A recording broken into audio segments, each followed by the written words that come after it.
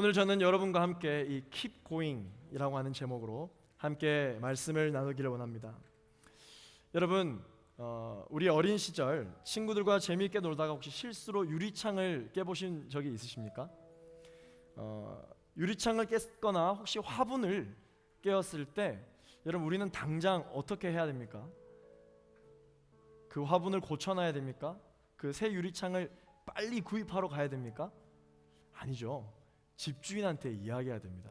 내가 유리창을 깼다, 내가 화분을 깼다, 이야기를 해야 됩니다. 우리 청년 여러분들 중에서 운전하시는 분들이 아마 있으실 텐데, 저도 운전을 하다가 예전에는 그 주차를 하다가 실수로 이 주차되어 있는 차를 받은 적이 있어요. 그렇게 차를 받게 되면은 여러분, 당장 어떻게 해야 됩니까? 빨리 차 수리할 수 있는 사람을 연결해서 그 차를 고쳐야 됩니까? 아니면 그 차주에게 연락을 해야 됩니까? 차주에게 연락을 해야 되죠. 사실 이 유리창을 깼다면 그 유리창을 고치는 게 맞아요. 그게 필요해요. 우리가 차 사고를 냈다면 그 차를 고치는 것이 필요합니다. 그런데 차주에게 먼저 이야기하고 집주인에게 먼저 이야기해야 하는 이유가 있습니다.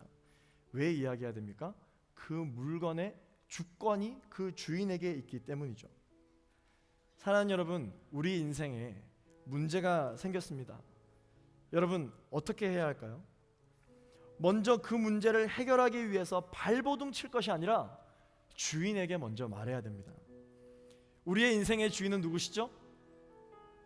오늘 우리의 예배를 받으시는 하나님이신 줄로 믿습니다. 그 하나님께 여러분, 대안을 가지고 오는 것이 아니라 하나님께 우리의 인생의 문제를 가장 먼저 아랠 때 하나님께서는 우리에게 그 기도에 대해서 응답을 주시는 줄로 믿습니다. 오늘 우리의 문제를 가장 잘 아시고 내 인생의 주인 되시며 오늘 우리의 예배를 기쁘게 받으실 하나님께 우리 기대하는 마음과 소망하는 마음을 담아서 우리 박수로 하나님께 영광 올려드리도록 하겠습니다. 할렐루야. 주님, 오늘 예배 가운데 임하여 주시옵소서. 사랑하는 여러분, 우리 하나님은 좋은 하나님이십니다. 여러분 믿으십니까? 그래서 예수님을 믿으면 구원받고 좋은 일이 가득한 것이에요. 그렇죠? 그런데 우리의 인생을 한번 돌아봅시다.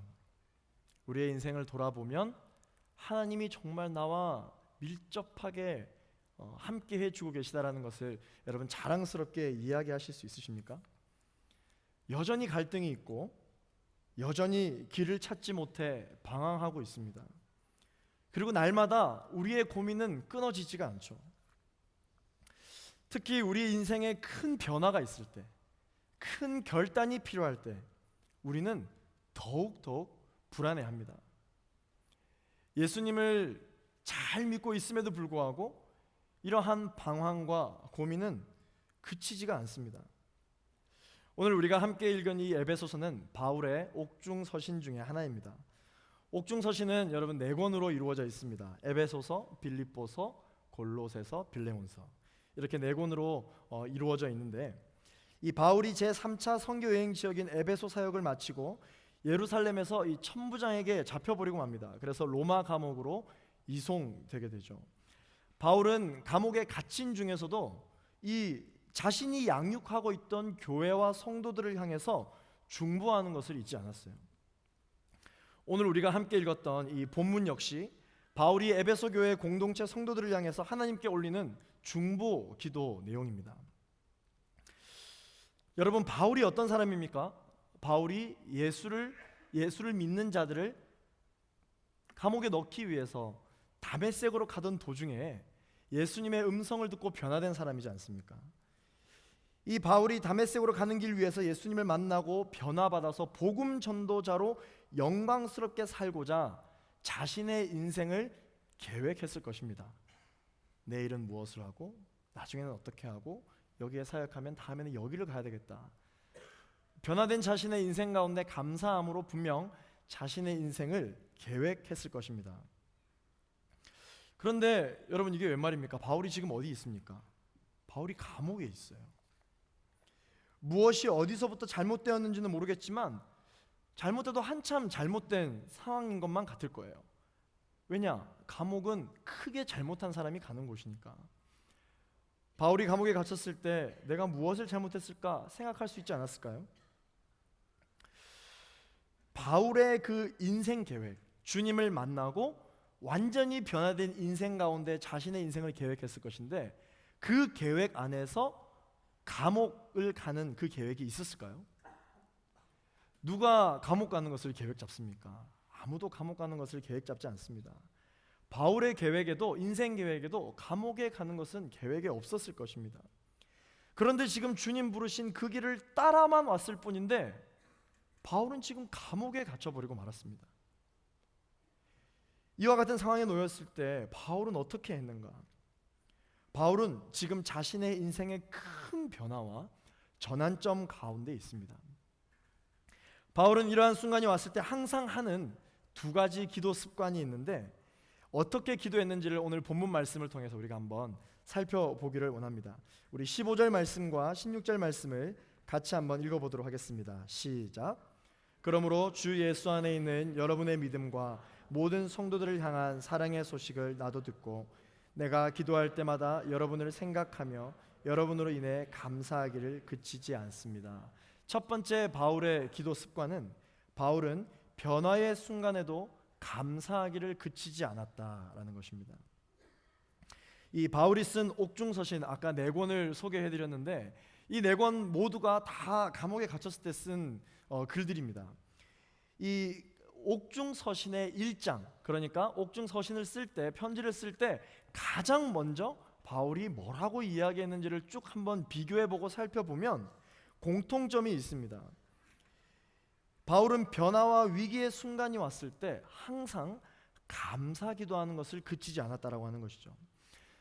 제가 이 옥중서신 4권의 1장에 감사가 표시되어 있는 부분을 한번 가져와 봤는데 여러분 보시면 에베소서 1장 16절 말씀 우리가 아까 읽었던 부분입니다. 감사하기를 그치지 않습니다 라는 표현이 있고, 또한 빌립보서 1장 3절에도 보시면 나는 여러분을 생각할 때마다 하나님께 감사드립니다. 골로새서 1장 3절에도 보시면 우리가 여러분을 위해 기도할 때마다 우리 주 예수 그리스도 하나님 아버지께 감사를 드립니다. 빌레몬서 1장 4절 말씀에도 보면 내가 기도할 때 그때를 기억하고 내 하나님께 항상 감사드리는 것은, 여러분 기억하셔야 됩니다. 감사하는 게 뭐 그렇게 어렵느냐 생각하시겠지만 지금 바울이 어디에 있습니까? 옥중에 있어요. 옥중에. 이 감옥 중에 갇혀 있을 때 처음으로 편지를 쓸 때 뭐라고 얘기했냐면 감사했다라는 것입니다. 바울은 이 감사가 몸에 배었어요. 습관적으로 감사하는 사람이었습니다. 그런데 여러분 감사하는 것이 사실 어렵지 않습니다. 우리도 늘 감사합니다. 그러나 언제 감사하느냐, 이것은 다른 문제인 것이죠. 바울은 감사할 수 없는 상황입니다. 지금 누가 봐도 상식적으로 감사할 수 없는 상황 가운데 바울은 감사하고 있습니다. 옥중에서 바울은 감사했기 때문에 우리는 놀라워하는 것이죠. 그 믿음 때문에 바울의 사역에는 날마다 열매가 나타나는 것입니다. 상식을 초월하는 감사 또는 기도가 하나님의 역사를 가시화시키는 것이죠. 여러분, 이 초월한다는 것이 무엇입니까? 초월한다는 것은요, 내 힘으로는 할 수 없는 영역을 이 초월의 영역이라고 보통 이야기를 하죠. 그렇기 때문에 더더욱 하나님의 임재를 우리는 구하게 되는 것입니다. 하나님만이 할 수 있는 영역으로 우리의 영혼을 내던지는 것이죠. 우리 인생에 왜 기적을 경험하는 일이 이렇게 적을까요?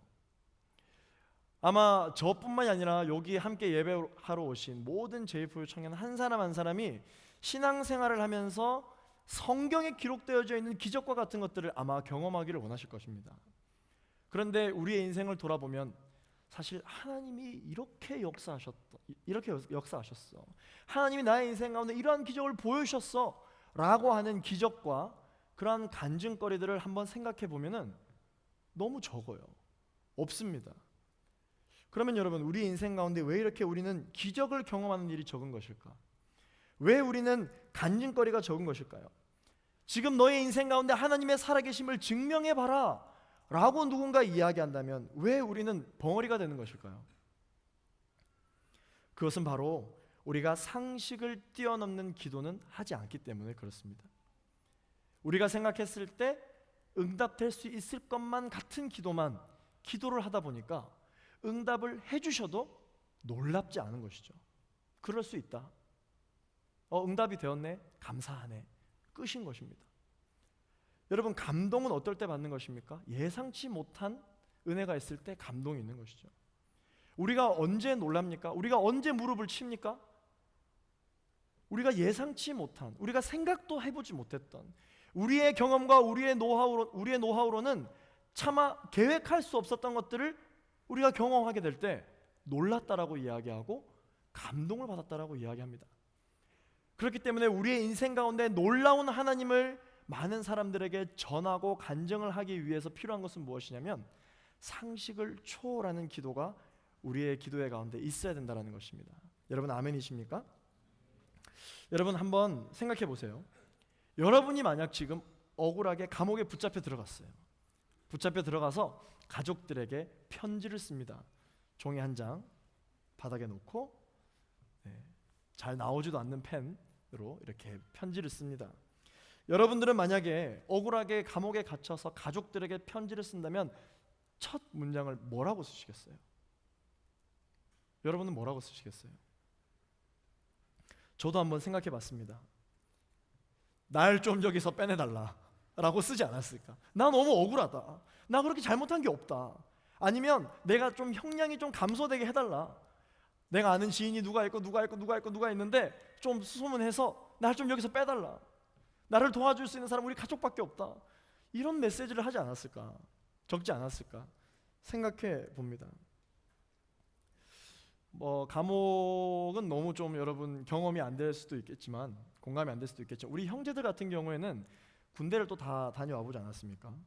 군대를 가면 처음에 딱 훈련 받고 나서 이제 편지를 쓸 수 있는 기회를 주거든요. 편지를 쓸 때 아무리 긍정적인 생각을 해도 군대 오게 하신 하나님께 감사하다라는 말을 쓰는 사람은 없어요. 그런 형제는 아무도 없습니다. 저도 군 생활을 오래 하긴 했지만 처음 훈련 받고 첫날 편지를 끄적끄적 쓰는데 감사합니다 한 번도 그렇게 생각해 본 적이 없어요.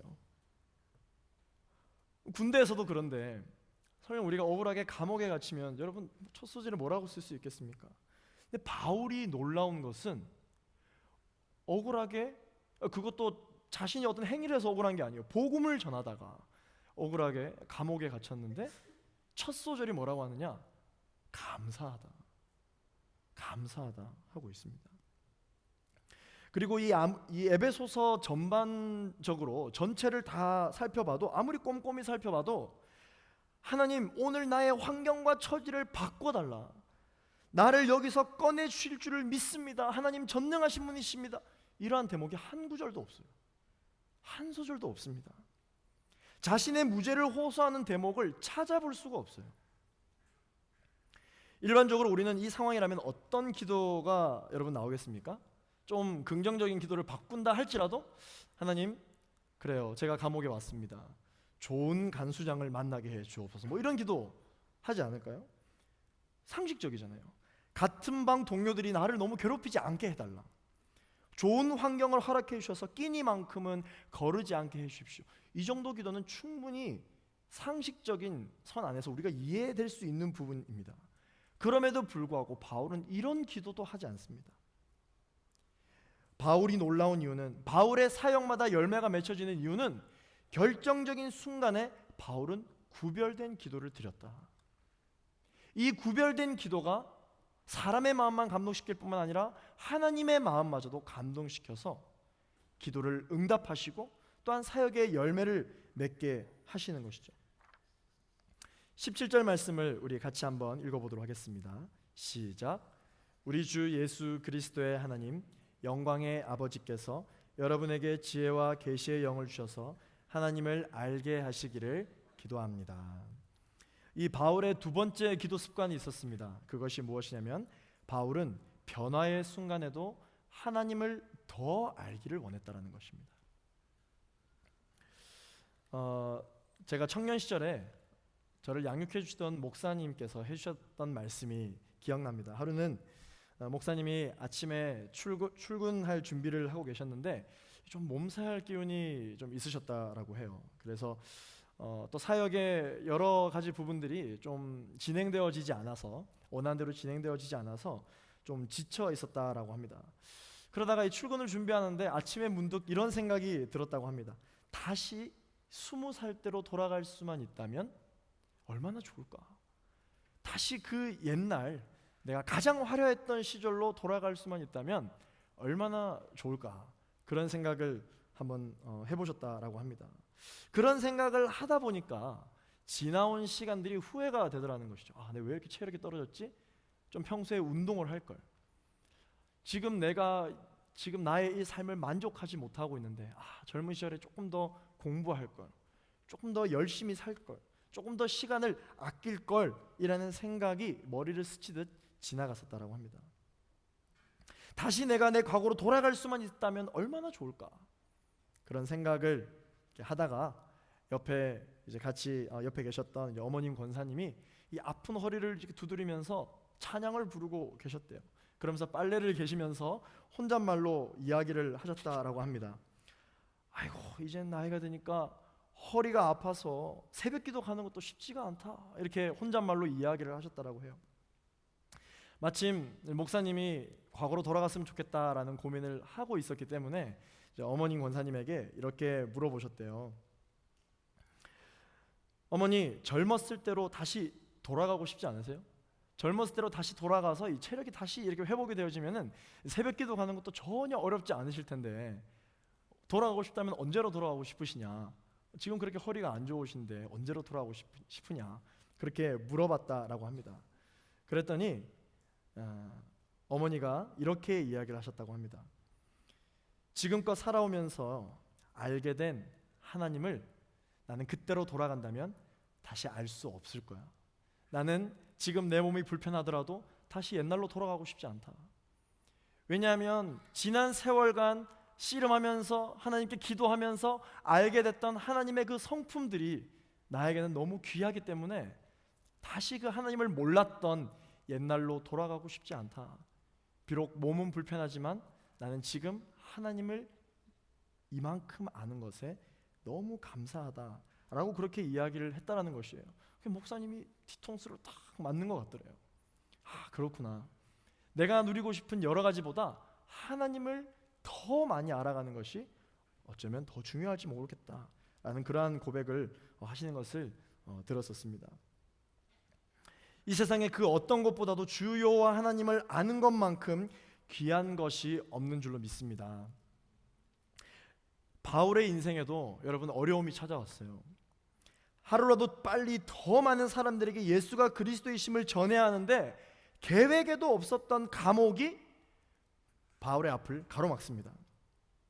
여러분, 이럴 때 바울은 어떻게 했습니까? 이 문제를 놓고 바울은 어떻게 했습니까? 바울은 문제를 회피하지 않고 직면했습니다. 빨리 내가 이것을 피해야 되겠다.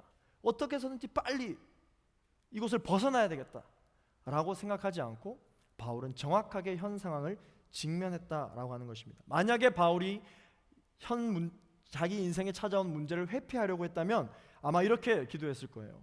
하나님, 나를 빨리 감옥에서 빼내주실 줄로 믿습니다. 좋은 환경을 허락해 주십시오. 좋은 사람을 만나게 해주십시오. 아마 그렇게 기도했을 것입니다. 그런데 바울에게는 지금 내가 감옥에 있느냐 아니면 안전한 곳에 있느냐, 그것이 중요한 것이 아니었습니다. 바울은 감옥이라고 하는 이 새로운 환경에 그의 감정을 일희일비하지 않고 하나님이 자신을 감옥에 있게 하신 이유가 무엇인가에 대해서 구하고 있었다라고 하는 것이죠. 바울은 그 누구보다도 지금 이 상황 가운데 나에게 역사하시는 하나님을 더 알기를 소망하는 열망이 있었습니다. 빌립보서 3장 8절 말씀 우리 같이 한번 읽어보도록 하겠습니다. 시작. 내가 참으로 모든 것을 해로 여기는 것은 내 주 그리스도 예수를 아는 지식이 가장 고상하기 때문입니다. 그분으로 인해 내가 모든 것을 심지어 배설물로 여기는 것은 내가 그리스도. 누구보다도 율법에 능했던 바울은 하나님을 모르지 않았습니다. 누구보다도 하나님을 잘 알았어요. 바울은 그 당시 최고 학력자였습니다. 그렇기 때문에 율법에서 소개되어지는 하나님 무엇을 좋아하시고 무엇을 싫어하시고 하나님 어떻게 살아가기를 원하시는지에 대해서 너무나도 잘 알았습니다. 그런데 여기서 이야기하는 하나님을 안다라고 하는 것은 다른 의미를 뜻하고 있습니다. 한 번 더 말씀을 읽어보겠습니다. 호세아 4장 6절 말씀 같이 한번 읽어보도록 하겠습니다. 시작. 내 백성들이 지식이 없어서 망하게 될 것이다. 내가 지식을 거부했으니 나 또한 내가 내 제사장이 되는 것을 거부한다. 내가 내 하나님의 율법을 잃어버렸으니 나 또한 내 자식들을 잃어버릴 것이다. 호세아 6장 6절도 같이 한번 읽어보겠습니다. 내가 바라는 것은 인의이지 제사가 아니며 하나님을 아는 것이지 번제가 아니다. 여러분, 하나님을 안다, 하나님을 안다라고 하는 것은 여러분 무엇일까요? 오늘 본문에 소개되어지는 이 하나님을 안다라고 하는 단어는 에피그노시스라고 하는 단어입니다. 여러분, 이 단어는 지극히 개인적이고 인격적인 친밀한 관계를 뜻할 때 사용되는 거예요. 내가 저 사람을 알아요. 저 사람 이름이 뭔 줄 알아요. 어디 사는지 알아요. 뭐 좋아하는지 알아요. 뭐 싫어하는지 알아요.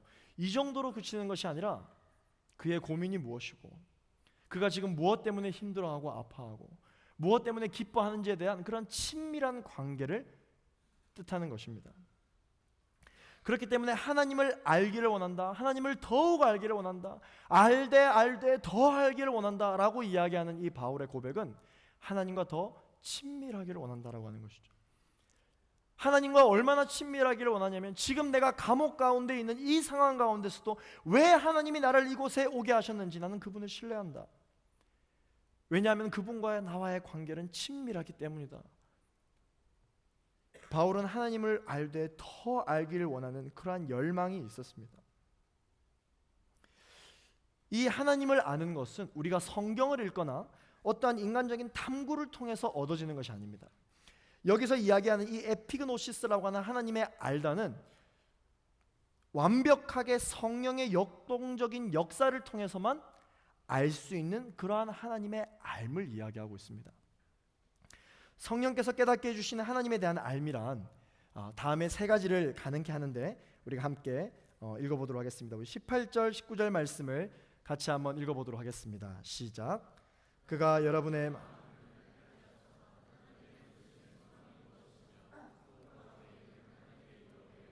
풍성함이 무엇이며 하나님의 힘의 능력의 역사하심을 따라 믿는 우리를 위해 베푸신 하나님의 지극히 크신 권능이 어떠한지 여러분으로 하여금 알게 하시기를 기도합니다.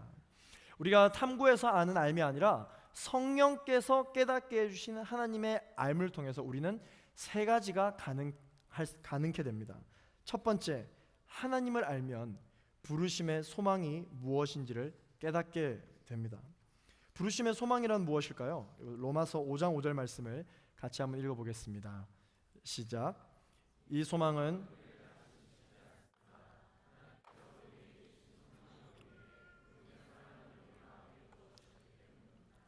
부르심의 소망이란 무엇이냐면 언제 어디서 나를 부르셔도 결코 낙심하지 않을 수 있는 믿음을 알게 된다는 것입니다.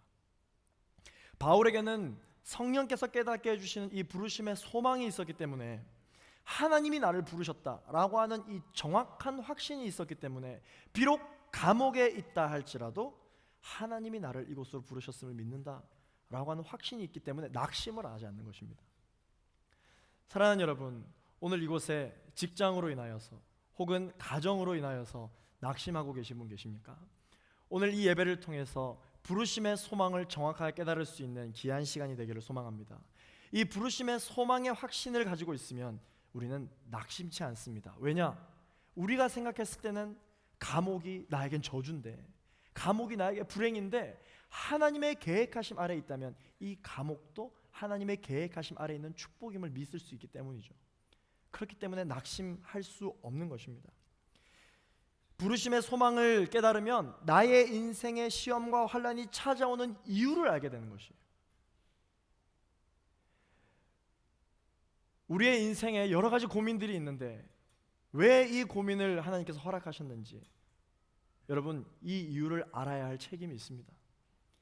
이 시험과 환난을 하나님께서 주시는 은혜로 말미암아 우리가 넘어갈 때 이 시험과 환난은 우리에게 간증거리가 되기 때문이죠.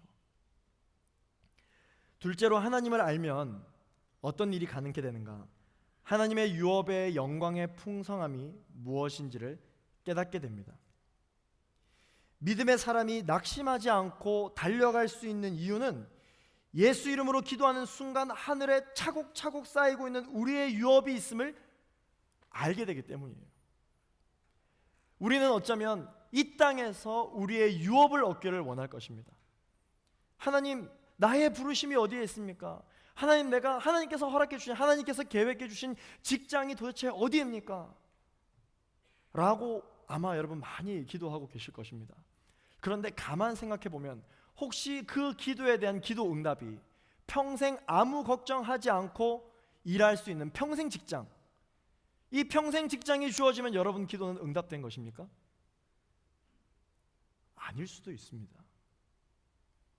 지금 당장 하나님께서 나를 왜 이곳으로 부르셨는지 우리가 고민이 되고 알 수 없을지는 모르겠지만 성령님의 인도하심을 받기 위하여 기도할 때마다 하나님께서는 우리의 유업이 이 땅에서 쌓이는 것이 아니라 하늘에 너의 유업이 쌓이고 있음을 우리에게 믿음으로 선물로 주신다는 사실입니다. 그렇기 때문에 바울은요, 감옥에 있어도 감사할 수 있는 거예요. 감옥에 있어도 기쁜 것입니다. 왜냐? 하늘에 바울의 유업이 쌓이고 있음을 믿고 있었기 때문이죠.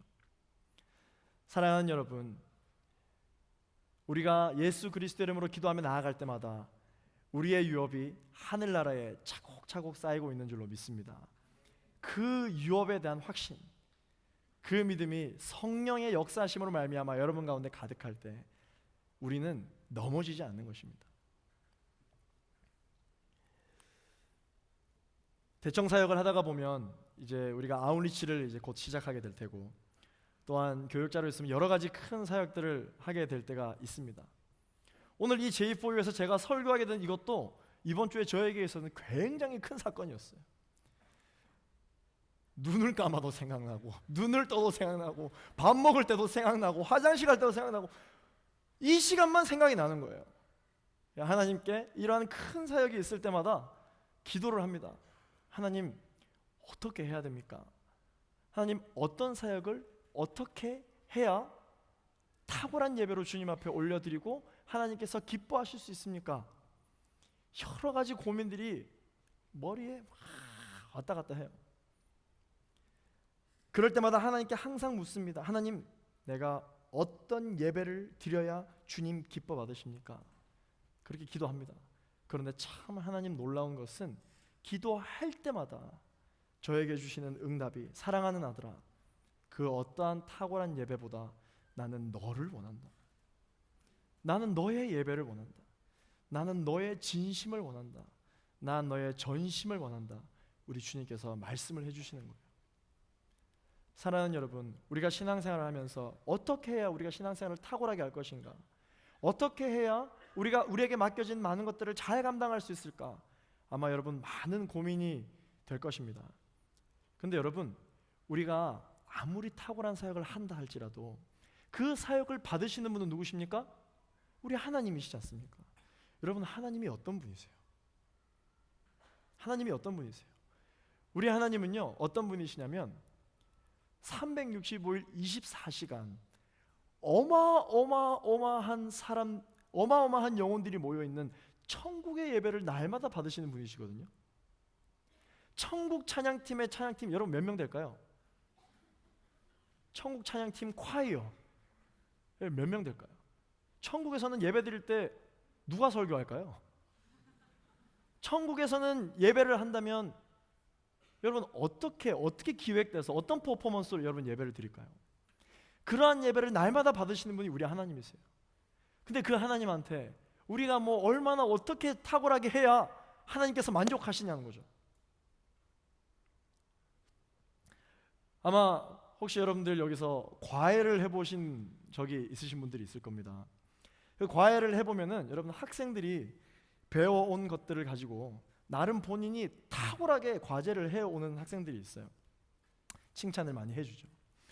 그런데 본인이 생각했을 때는 정말 이보다 완벽할 수 없는 그런 과제물을 해서 칭찬받으려고 딱 이렇게 가져옵니다. 그러면 선생님이 칭찬을 하죠. 여러분, 왜 칭찬을 합니까? 탁월하기 때문에 칭찬하는 게 아니에요.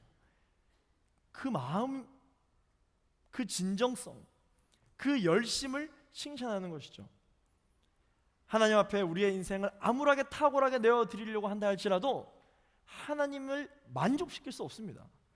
그러나 하나님께서 기뻐하시고 하나님의 마음을 감동시킬 수 있는 것은 바로 우리의 진정성 있는 예배인 줄로 믿습니다. 오늘 저는 간절히 원합니다. 여기 많은 청년들이 와 있지만 하나님께서 받으시는 것은 우리의 한 사람의 진정성 있는 예배인 줄로 믿습니다. 우리의 예배를 받으시는 거예요. 나의 예배를 받으시는 거예요. 나의 기도를 들으시는 것입니다. 예배가 어떻게, 설교가 어떻게 탁월하게 기획되어지는 것 물론 중요하죠. 도움이 되겠죠. 그러나 그것보다 더욱 중요한 것은 바울의 고백처럼 하나님을 알되 더 알기를 소망하고 간절한 열망이 있는 그 마음이 오늘 저와 여러분 가운데 있게 되기를 소망합니다. 셋째로, 하나님을 알면 무엇이 가능케 되는가? 하나님의 지극히 크신 권능이 무엇인지를 깨닫게 됩니다. 하나님의 지극히 크신 이 권능은 무엇인가? 바로 부활의 능력입니다. 부활의 능력. 여러분, 하나님이 우리를 위한 사랑의 가장 큰 표현을 하신 것이 있는데 그게 무엇입니까? 십자가, 독생자 예수 그리스도의 사랑입니다. 그리고 죽음입니다. 그런데 또한 하나님이 우리를 위해서 능력을 베푸셨는데 가장 잘 표현한 능력이 여러분 무엇인지 아십니까? 그것은 바로 부활입니다. 부활. 예수 그리스도의 부활이에요. 그렇기 때문에 이 예수 그리스도의 십자가 사랑, 이것은 우리가 경험할 수 있는 최고의 사랑이고, 예수 그리스도의 죽음 권세를 이기신 부활, 이것은 믿음의 사람들이 누릴 수 있는 가장 최고의 능력인 줄로 믿습니다. 여러분들의 신앙생활 가운데 십자가의 은혜가 있습니까? 예수 그리스도의 사랑만 생각하면 여러분 가슴이 벅차 오르십니까? 부활, 나는 다시 살아날 수 있다. 나는 다시 일어날 수 있다. 예수 그리스도께서 부활하셨기 때문에 나도 다시 일어날 수 있다 라고 하는 그런 부활 소망이 여러분 가운데 있으십니까? 신앙의 핵심은 무엇이냐? 결정적인 순간에 승리하는 것이에요. 결정적인 순간에 부활 소망을 외치는 것입니다. 믿지 않는 사람들도 여러 가지 시험과 환난을 이겨냅니다. 믿는 사람들에게도 시험과 환난은 찾아옵니다. 그러나 믿는 사람과 믿지 않는 사람의 차이는 무엇인가? 그것은 바로 예수 그리스도께서 이미 그 시험과 환난을 승리하셨다는 것을 믿고 나아간다고 하는 것이죠. 내가 해보려고 하니까 안 되는 거예요. 내가 해보려고 하니까 한계에 부딪히는 것입니다. 나를 묵상하면 묵상할수록 할 수 있는 게 없어요. 나를 묵상하면 묵상할수록 계속 한계의 벽에 부딪히고 맙니다. 그러나 잘은 몰라도 하나님을 묵상하면 묵상할수록 나는 계속 한계의 벽에 부딪히지만 그 벽을 허무실 분은 하나님이시구나. 할렐루야. 그러한 마음이 우리의 마음 가운데 계속해서 샘솟는 것이죠. 그것이 바로 그리스도인들에게 하나님께서 가장 큰 능력으로 부어주신 부활 소망인 것입니다. 이러한 믿음들이 바로 바울이 원하는 하나님에 대해 알아가는 것이고, 그 하나님을 알아갈 때 인생에 찾아온 문제를 직면할 용기가 생기는 것이에요. 사랑하는 여러분, 하나님에 대해 아는 지식을 여러분 인생 가운데 최고의 가치로 두시기를 소망합니다. 우리의 인생에 찾아온 어려움을 여러분 회피하지 마시고 정확하게 직면하셔서 하나님, 이 문제가 나의 인생 가운데 찾아온 이유가 무엇입니까? 라고 물어보시고, 또한 기도 응답을 받으시고 하나하나 나아갈 때 하나님을 더욱 알아갈 수 있는 그러한 지혜가 우리 가운데 가득히 넘치게 될 줄로 믿습니다. 삶의 문제를 통해 깨닫게 될 하나님의 섭리와 하나님에 대해 알아가는 이 지식들이 더욱더 풍성해지도록 지혜와 계시의 영을 부어주시기를 예수 그리스도의 이름으로 축원합니다. 여러분, 말씀을 맺기를 원합니다. 사랑하는 여러분, 우리가 예수님을 따르기로 결정했지만 예수님을 잘 믿어보겠다고 늘 결단하지만 저뿐만 아니라 우리 모두가 여기 한 사람도 빠짐없이 인생의 한계를 경험합니다. 너무 문제가 많아요. 어디서부터 잘못된 것일까? 내가 생각했을 때는 잘못한 것이 없는데 왜 나의 인생에 시험과 환난이 끊이지 않는 것일까? 억울하게 영적인 감옥에 갇혀서 어떻게 그 감옥에서 나올 수 있을까 고민하고 계신 분들 계십니까? 하나님께서 주신 비전이 있어서 이 길을 가고 싶었는데 막상 가보니까 그 길이 아닌 것만 같고, 또는 열심히 갔던 그 길에서 방향성을 이제는 잃어버리고 주위를 맴맴 돌기만 했던 우리 자신. 그래서 우리는 아무도 간 적이 없는 길인데 가볼까? 길이 없는 곳인데 한번 뚫어볼까? 고민하죠. 관계도 마찬가지입니다. 사람과의 관계에 대해서도 진짜인 줄 알고 찾아갔는데 가짜인 거예요. 진짜 사랑인 줄 알고 찾아갔는데 배신인 거예요.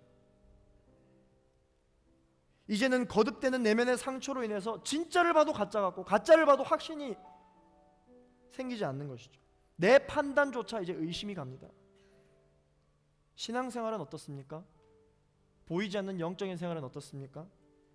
경건의 모양은 있는데 능력이 없어요. 형태는 있는 것 같은데 열매가 없습니다. 사랑하는 하영조 목사님은 이와 같은 심정을 죽은 나무를 붙들고 꽃을 피우기를 바라는 그런 절박한 심정이다라고 이렇게 이야기해 주시기도 하셨죠.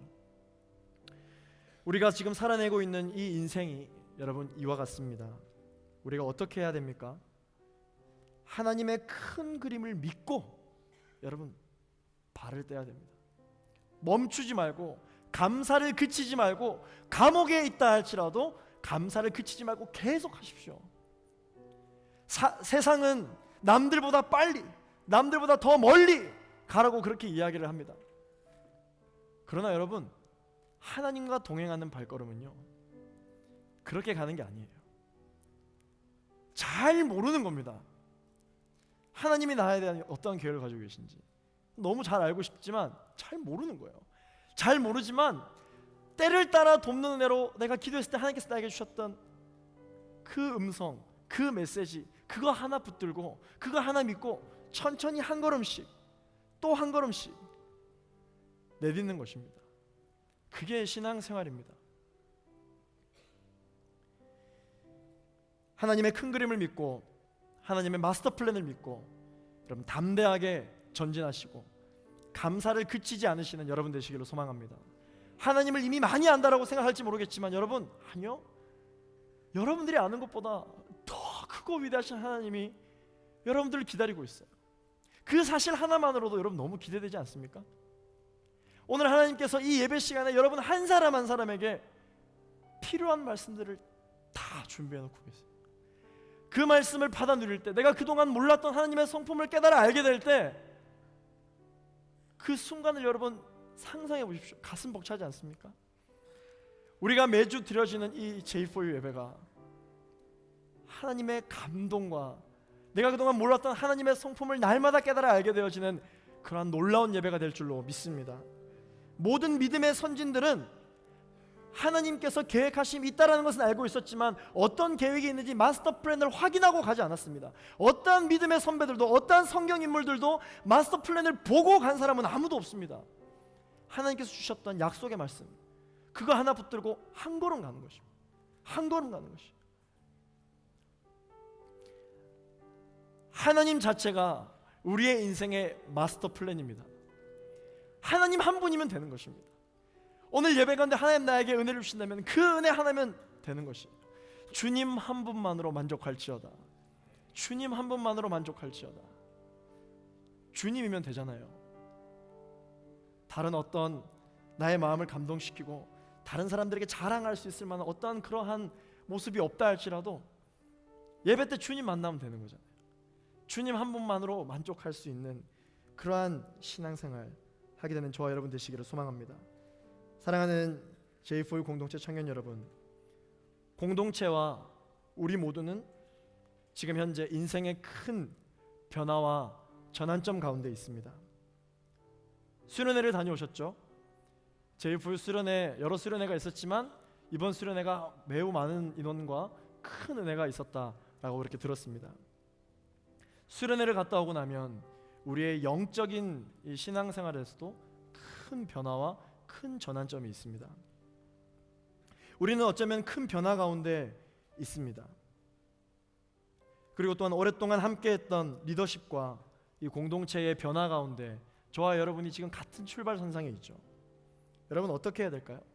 믿음의 사람으로서 저와 여러분은 이제 어떻게 이곳에서 예배를 드리기로 작정해야 할까요?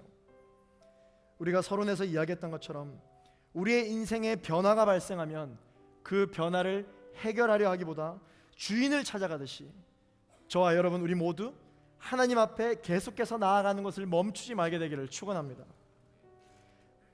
바울이 인생의 큰 변화 속에서도 흔들림 없이 나아갈 수 있었던 것처럼 우리 인생의 감사를 그치지 않게 되기를 예수 그리스도 이름으로 축원합니다. 하나님을 알되 더욱 알기를 간절히 사모할 것을 선포합니다. 우리 모두 타는 목마름으로 하나님의 마음을 헤아리려는 심령들마다 모든 낙심들의 영이 떠나가고 모든 두려움이 떠나가고 하나님의 영광의 풍성함의 그 유업이 무엇인지를 깨닫고 우리를 다시 일으켜 세워주시는, 다시 하나님의 나라를 경험케 하시는 그 부활 소망이 우리 공동체 가운데 가득 넘치기를 예수 그리스도 이름으로 선포합니다. 이 시간 하나님의 나라를 기대하는 마음으로 우리 자리에 함께 일어나셔서 우리 본문의 마지막 말씀을 함께 선포하기를 원합니다. 20절에서 23절 말씀을 함께 우리가 낭독하실 텐데, 여러분 이것은 우리 공동체 가운데 예수 그리스도 이름으로 기도할 때 하나님께서 역사해 주실 그 하나님의 약속의 말씀인 줄로 믿습니다. 함께 20절과 23절 말씀을 우리 큰 목소리로 선포하며 함께 낭독하도록 하겠습니다. 시작. 하나님께서는 그리스도 안에서 그 권능을 행하셔서 그리스도를 죽은 사람들 가운데서 살리셨고 하늘에 있는 그분 오른편에 앉히셔서 모든 권력과 권세와 권능과 주권과 이 세대뿐 아니라 오는 세대에서 일컫는 모든 이름들보다 뛰어나게 하셨습니다. 그리고 하나님께서는 만물을 그리스도의 발 아래 복종하게 하시고 그리스도를 만물 위에 교회의 머리로 삼으셨습니다. 교회는 그리스도의 몸이요 만물 안에서 만물을 충만하게 하시는 분의 충만입니다. 할렐루야. 우리 그렇게 우리 공동체 가운데 역사하신 하나님께 우리 감사와 기대와 소망하는 마음을 다하여 주님 앞에 영광 올려드리도록 하겠습니다.